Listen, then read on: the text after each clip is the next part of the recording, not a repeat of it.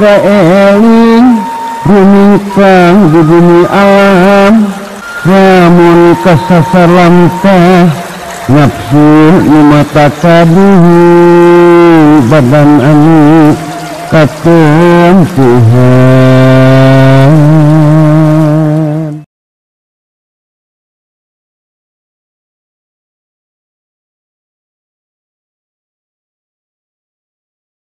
Ini ja'ilun fil ardi khalifah,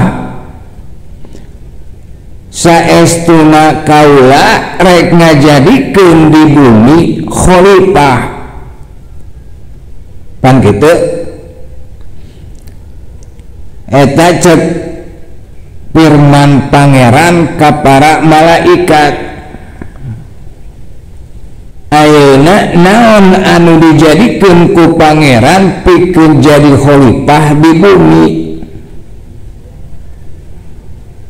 Anu dijadikeun ku pangeran pikeun jadi khalifah di bumi teh nyaeta manusia. Ari manusia teh sim kuring jeung sim anjeun. Jadi orang selaku manusia ayana di ieu bumi teh nyaeta di antarana pikeun jadi khalifah. Ari khalifah teh sabagian tina tafsirna di antarana nyaeta pamimpin. Jeung ari nu pangheulana kudu dipimpin teh nyaeta diri urang sorangan. Sabab nunutkeun katerangan tina sabda Kangjeng Nabi Muhammad alaihi wassalatu wassalam, kullukum ra'in wa kullukum mas'ulun an ra'iyatih. Setiap diri eta teh pamimpin, jeung setiap pamimpin bakal dituntut pertanggungjawabanana tina naon anu dipimpinna.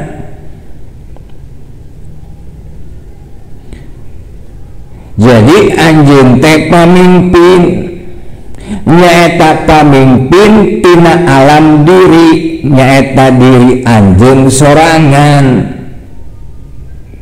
Ari sabagian tugas jeung kawajiban pamimpin di antarana nyaeta ngamakmurkeun alam atawa ngamakmurkeun bumi. Jeung sabagian tina ciri kamakmuran di antarana nyaeta kaala mangpaatna kapetik hasilna, boh ku dirina sorangan, boh ku papada makhlukna.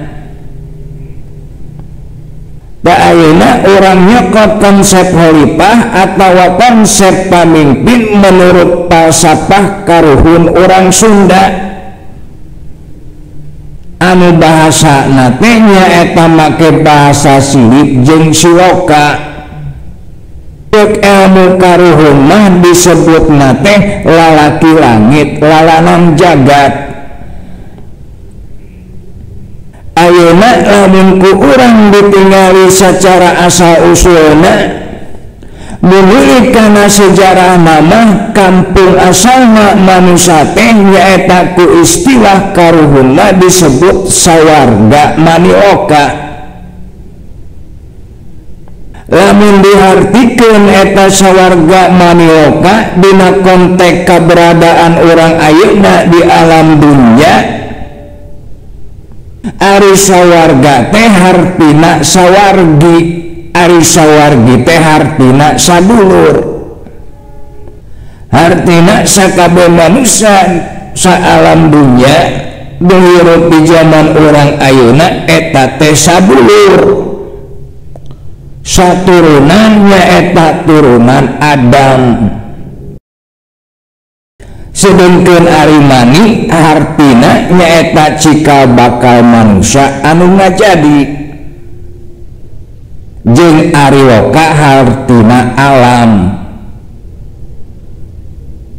Jadi sakabeh manusia eta teh sadulur saasal jeung saalam. sadulur sabab sarua pada turunan Adam, saasal sabab sarua pada asal tina cai mani, saalam sabab sarua pada kerhirup di bumi.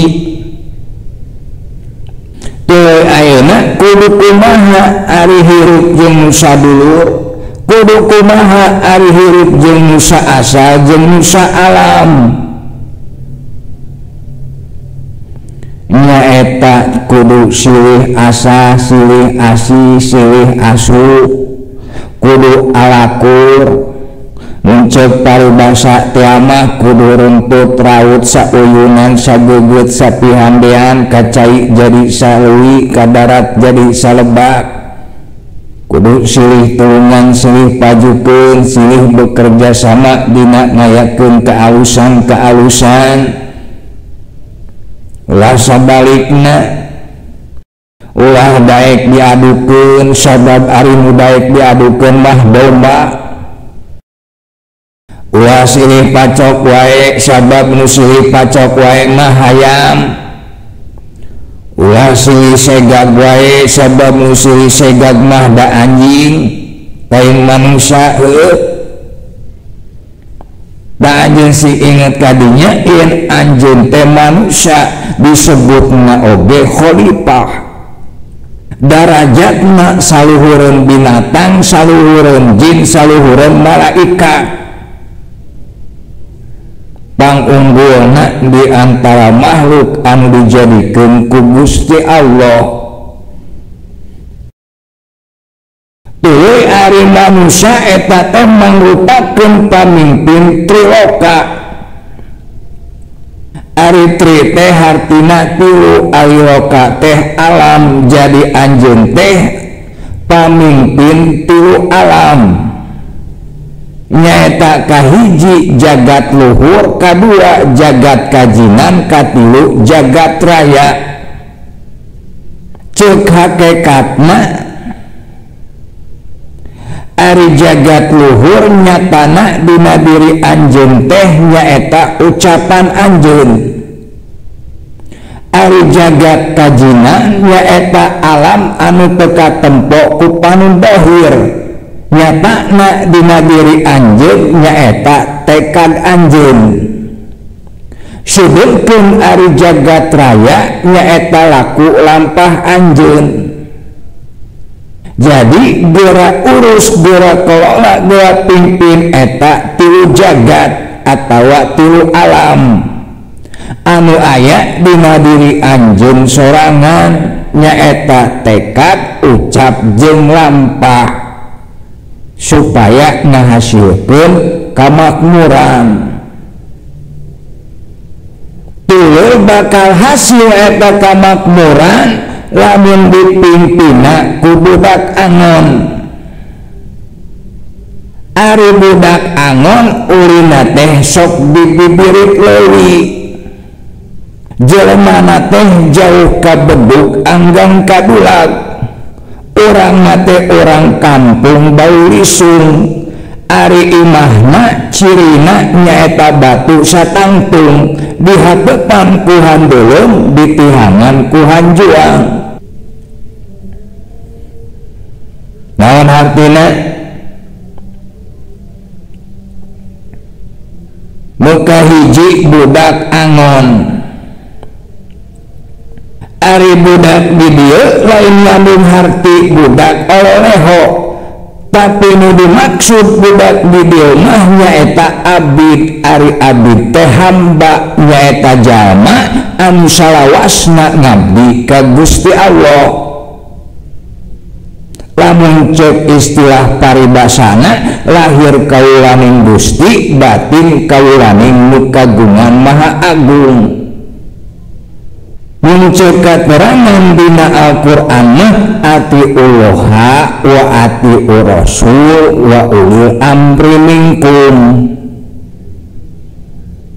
Hartina ari dina bag-bagan agama anjeun turut tunut ka Kanjeng Nabi Muhammad alaihi salatu wassalam. Behdilna ka para pewarisna nyaeta anu disebut ulama.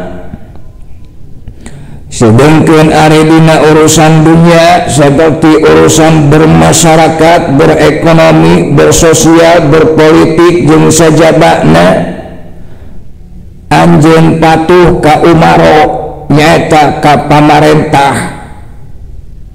Sabab mun eueuh pamarentah mah mangka kahirupan masyarakat teh bakal keos, bakal kacau balau, kejahatan bakal merajalela, bakal terjadi hukum rimba, ente moal bisa hirup dina suasana anu kondusif, eueuh katertiban, eueuh keamanan, eueuh kenyamanan. Matak syarat pertama terjadina nikmat diantarana nyaeta leungitna rasa katakutan. Hartina aya dina kaayaan anu aman. Lamun keur aya dina kaayaan bancang pakeuh mah ente moal ngarasa nikmat. Jadi barokahna aya pamarentah teh ente bisa jadi leluasa dina ngalaksanakeun ajaran agama, sabab dijamin ku nagara nyaeta melalui undang-undang. Lamun kaayaanana teu aman mah tong borok dina urusan ibadah adalah dina urusan dahar jeung urusan sek wae ente teh moal ngarasa nikmat. Sok ente rek bisa nikmat dahar, rek bisa nikmat ngeukepan pamajikan, lamun teu aman kaayaanana, lamun keur bancang pakeuh moal nikmat. Jadi ente bisa ngerasa nikmat dina dahar, dina seksual, sabab aya dina kaayaan aman. Coba bayangkan ku ente mun ente ayeuna ayana di Ukraina misalnya, unggah poe dibombardir ku Rusia, rudal bom jeung peluru pasuliwer sorak tembakan di mana-mana, listrik mati, duit beak, sembako langka, cai hese. Lamun kaayaanana teu aman kawas kitu mah pantong boro hayang nikmat ibadah, hayang nikmat dahar jeung nikmat sare wae pan geus hese. Ngerti? Naon artina?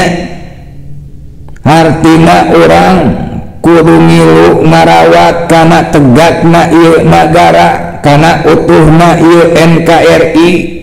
Di antarana nyaeta ku cara patuh kana anjuran-anjuranana jeung ngilu ngadukung kana program-programna anu alus. Contohna program di bidang kemiskinan, di bidang pendidikan, di bidang kesehatan, keamanan lingkungan sosial jeung sajabana. Jadi ari keur kamaslahatan nagara, keur kamaslahatan rakyat mah kudu didukung. Ngilu ngadukung karena terciptana suasana kondusif, suasana aman, nyaman, tentram, terkendali.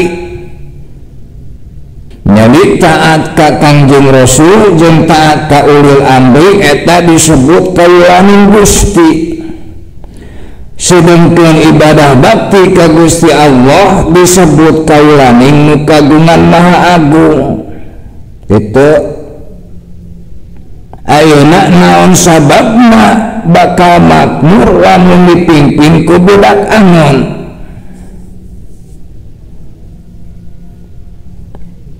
Sabab ari jama anu salawasna ngabdi mah moal lepas tina pitulung jeung moal jauh tina rahmat Gusti Allah Subhanahu wa ta'ala. Buktina cek firman Gusti Allah dina surat Al-Fatihah, iyyaka na'budu wa iyyaka nasta'in.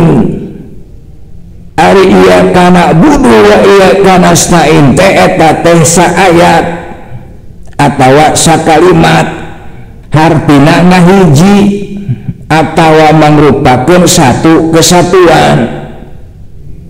jeung memeh iya kana stain teh iya kana budaya.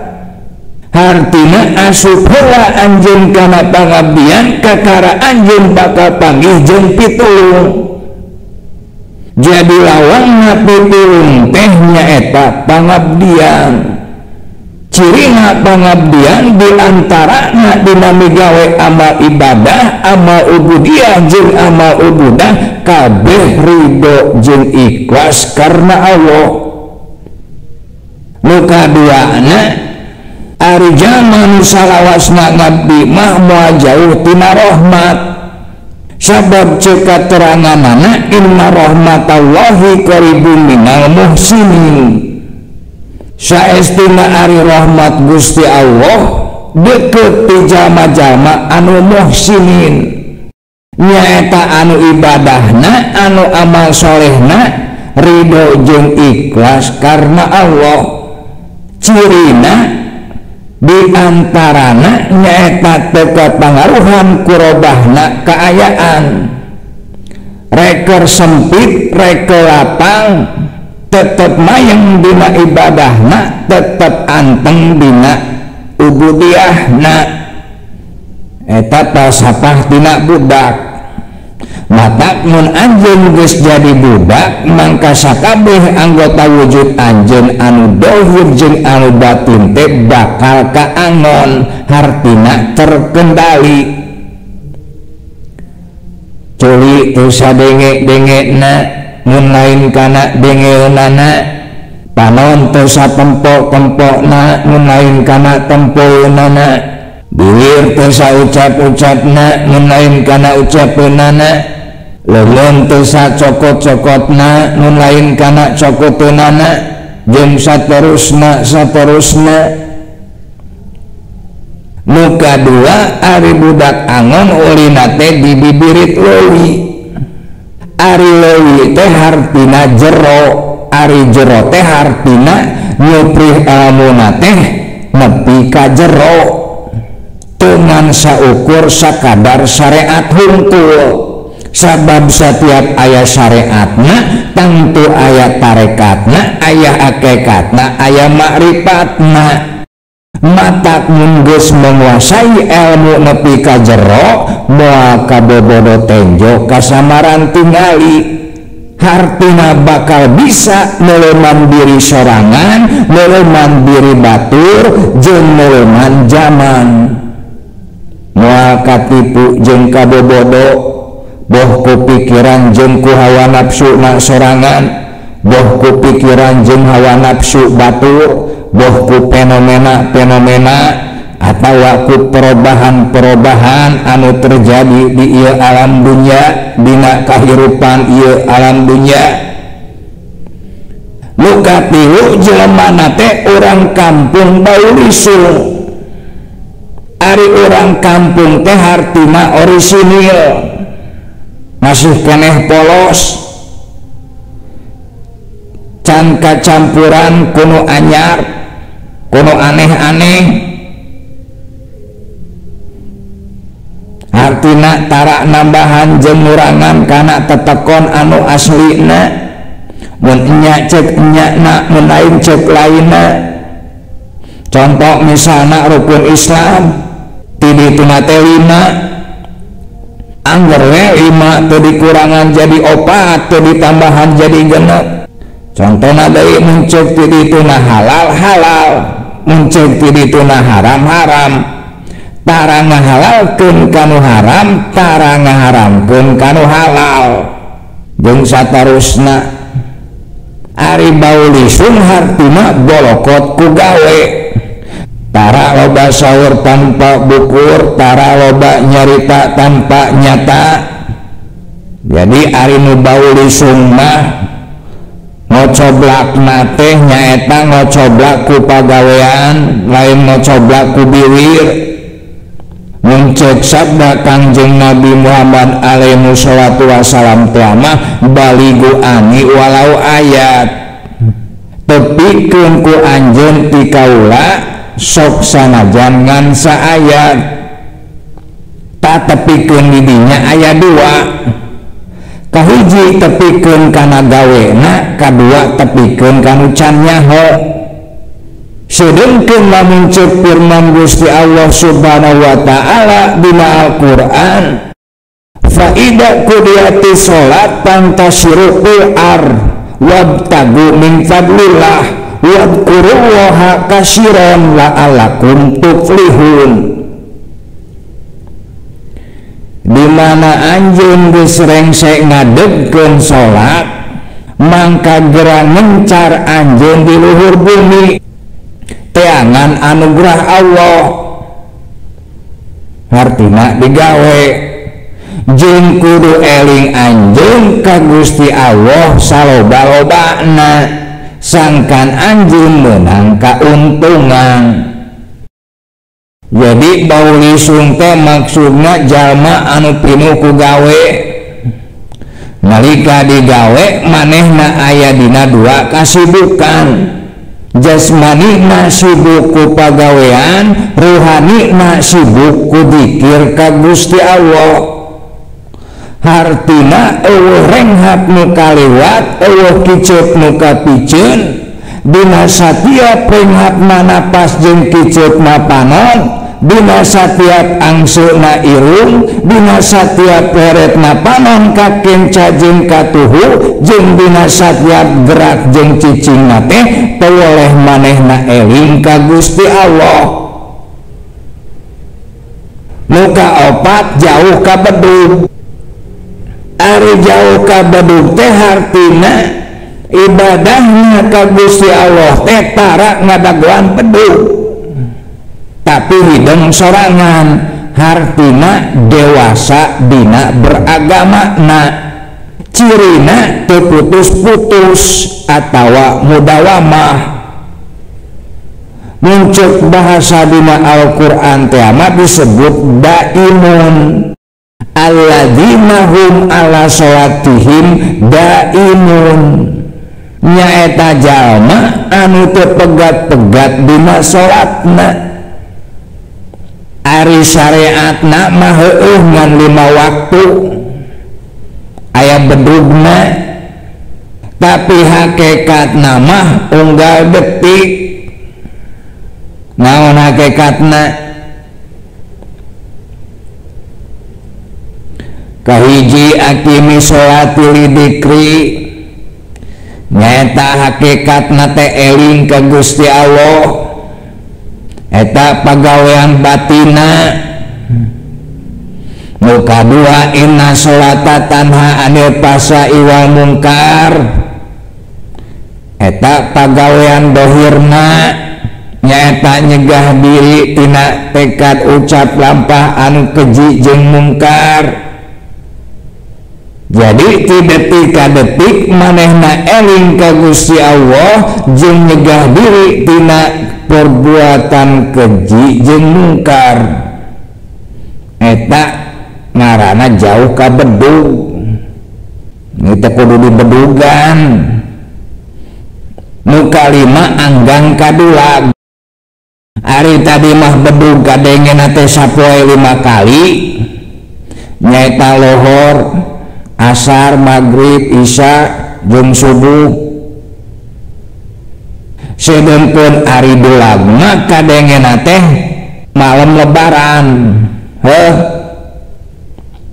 Anu mah dulag mah ayana teh malam lebaran. Jadi anggang kadulag teh hartina silaturahmina jeung papada makhluk Allah teh tara ngadagoan dulag anu sataun sakali. Nyata nu lebaran hungkul, tapi dina kahirupanana sapopoe manehna toleh silaturahmi. Silaturahmi jeung keagungan Allah, silaturahmi jeung manusia, silaturahmi jeung alam. Barokahna silaturahmi nyaeta dipanjangkeun umurna, diobakeun rezekina. Nu kagenep ciri imahna teh nyaeta batu satangtung. Ari batu teh hartina teas, ari satangtung teh hartina ajeg. Jadi batu satangtung teh hartina teguh dina kayakinan, istiqomah dina pangabdian, hartina teka pangaruhan ku hawa, teka pangaruhan ku dunya, teka pangaruhan ku romantika, hartina deui geus mutmainah, geus mudawamah, geus bisa balik samemeh balik, nyaeta balik kana asalna, kana kanikmatan. Cirina diantarana nyaeta teu unggut kalinduan, teu gedag kaanginan, teu luntur kahujanan, teu leeg kapanasan, teu ngejat tina kebenaran jeung tina pengabdian, sok sanajan satunjang beas. Nu katujuh dia tetang ku handeulun ditihangan ku hanjuang. Ari handeulun jeung hanjuang teh hartina keun urang teunden dihandeulun sieun geusan sampeureun, cag urang tuna dihanjuang siang geusan alaun. Hartina henteu hawok, henteu sarakah, tara mak meakeun batur. Tapi manehna mah osok nyesakeun keur batur, osok nyesakeun keur dulur, beh dituna keur anak keturunan, keur generasi penerus anu bakal datang. Dan geus ditetelakeun dina Quran heuh, bahara fasadu fil barri wal bahri bima kasabat aydinas, geus tembong karuksakan di daratan jeung di lautan, nyata kuleungeun-leungeunna jelema. Taku sabab ayeuna anjeun geus nyaho yen anjeun teh pamimpin, mangka ulah ngilu ngaruksak, tapi sabalikna kudu ngilu ngomean jeung ngamule jeung ngamakmurkeun kana lemah cai. Sabab ari lemah cai teh eta teh asal tina baliah anjeun. Baliah anjeun teh asal tina cai mani. Ari cai mani asal tina dahareun jeung inuman anu didahar jeung diinum ku indung bapa. Ari dahareun jeung inuman anu didahar jeung diinum ku indung bapa eta teh asalna tina lemah cai. Saperti sarupaning bubuahan, sarupaning bebetian, sarupaning sasatoan, sarupaning lauk-laukan jeung sajabana, nyaeta lemah cai nu aya di urang. Behdina lemah cai Pasundan atawa Jawa Barat, behdituna lemah cai Indonesia.